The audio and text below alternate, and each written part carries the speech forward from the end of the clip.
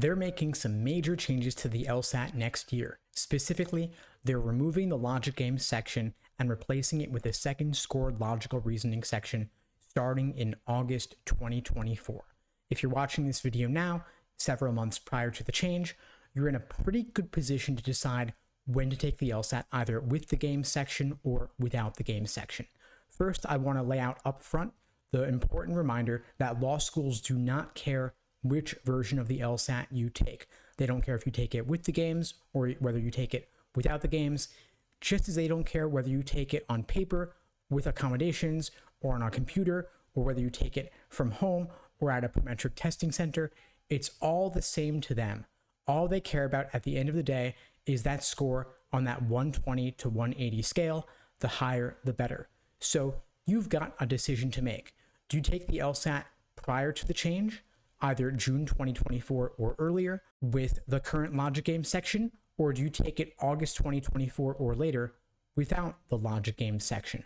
Of course, you could just take a cold diagnostic test to see how you do on the LSAT with the logic game section, and if it doesn't go well, you could say to yourself, you know what, I want to wait until August or beyond and take it without the logic game section. But here's one problem with that plan. Most students don't do well on logic games at first, but it is truly the most learnable and even perfectible section.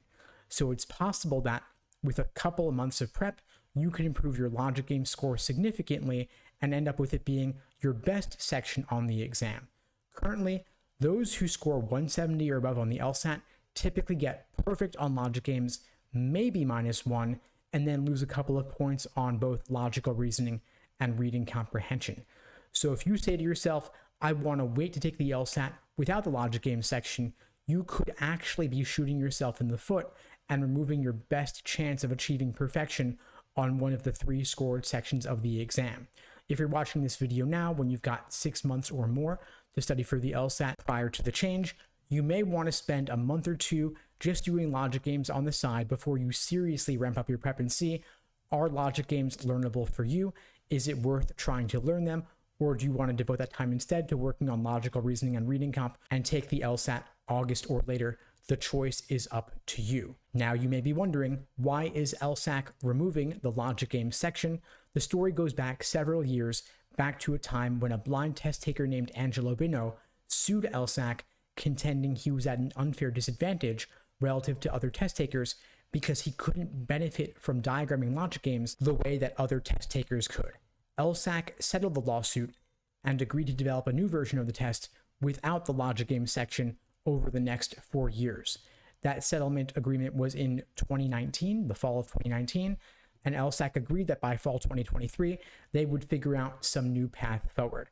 They tried testing out some bizarre new styles of logic games that were not as purportedly reliant upon diagramming, but LSAC ultimately decided to simply scrap that altogether and remove the logic game section entirely, replacing it with a second scored logical reasoning section. So if you are taking the LSAT in August 2024 or beyond, you'll be taking it with 2 scored logical reasoning sections, 1 scored reading comprehension section, and 1 unscored, undisclosed experimental section of either logical reasoning or reading comprehension. So this does mean it's possible that you will have 3 scored logical reasoning sections back to back.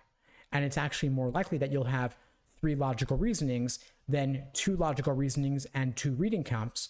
In other words, it's more likely that logical reasoning will be your experimental section than reading comp will, because LSAC has to test out double the number of logical reasoning sections as they do reading comp, since the exam going forward will have 2 scored logical reasonings, again, double the number of reading comprehension sections that they'll have. So is your worst nightmare logic games with 1 games, 1 reasoning, 1 reading comp section? Or is your worst nightmare to have 3 logical reasonings back to back? Pick your poison, right? Of course, the good news here is that you have several months to make your decision if you're applying to law school next cycle.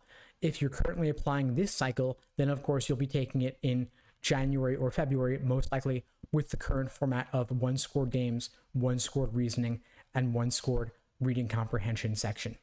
Anyway, folks, that's all for now. I hope you found this video helpful. If you did, please do me a favor and share it with someone who needs to see it. I don't do any advertising for this channel.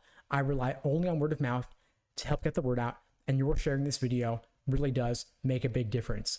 Maybe you know someone out there who's deciding whether to take the LSAT before the change or after the change, and this video could help them figure it out. And if you haven't already, get a copy of my book, Mastering the LSAT, available at lsatmasterybook.com. In the meantime, I wish you all the best and take care.